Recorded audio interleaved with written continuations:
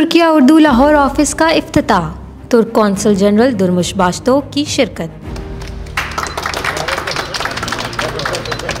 Digital media platform Türkiye के Lahore office का बाकायदा इफ्तिताह कर दिया गया। इफ्तिताही तकरीब में तुर्क कौंसल जनरल दुर्मुश बाशतोग और तुर्क तावन तंजीम बराए तामीर व तरक्की टिका के सदर मोहसिन बाल्ची ने खसूसी शिरकत की। इफ्तिताही तकरीब में लाहौर से मुतादिद सीनियर सहाफ़ी हजरात भी शरीक हुए।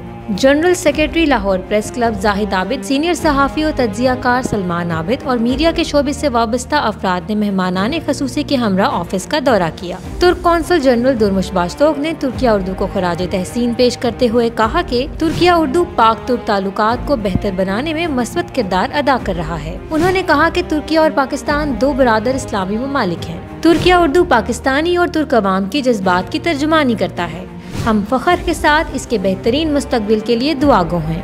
Turkiya Urdu is playing important role bringing Turkish people with Pakistani people to share their feelings and affections.